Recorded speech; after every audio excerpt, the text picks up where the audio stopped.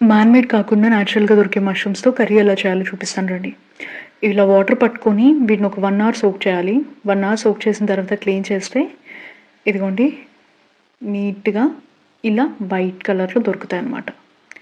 ఇలా ఉన్న వాటిని పక్కన పెట్టుకొని ఆనియన్స్, పచ్చిమిర్చి కట్ చేసుకున్నాను. ఇప్పుడు మష్రూమ్స్ కూడా కట్ చేసుకొని స్టవ్ ఆన్ చేసి కడాయి పెట్టుకొని కడాయి కొంచెం వేడెక్కిన తర్వాత 1 టేబుల్ స్పూన్ ఆయిల్ వేసుకుంటున్నాను.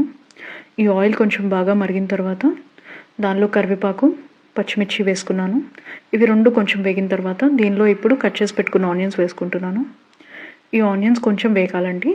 కొంచెం వేగిన తర్వాత దీనిలో కొంచెం పసుపు, రుచికి సరిపడా సాల్ట్ వేసి దీన్ని కొంచెం బాగా వేగనివ్వాలి. ఇది వేగిందని తెలియడానికి గోల్డెన్ బ్రౌన్ కలర్లో వచ్చిన తర్వాత దానిలో అల్లం చిన్నులపై పేస్ట్ వేసుకొని దాన్ని కూడా కొంచెం వేగనివ్వాలి పచ్చివాసన పోయిందాకా. ఈలోపు కొబ్బరి చిప్ప పగలగొట్టుకొని కొబ్బరి కూడా మిక్సీ వేసుకొని పక్కన పెట్టుకున్నాను. ఇలా వేగిన దానిలో ఇప్పుడు కట్ చేసి పెట్టుకున్న మష్రూమ్స్ యాడ్ చేసుకుంటున్నాను. దీనికి సపరేట్గా వాటర్ ఏం యాడ్ చేయనక్కర్లేదు. మొత్తాన్ని కొంచెం బాగా కలిపి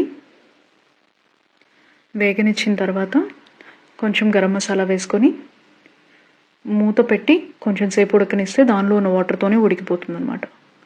ఇలా ఉడికిన దానిలో ఇప్పుడు కారం వేసుకుంటున్నాము. ఆల్రెడీ పచ్చిమిర్చి వేయడం వల్ల కారం కొంచెం తగ్గించి వేసాను, మంట తక్కువగా ఉంటుందని.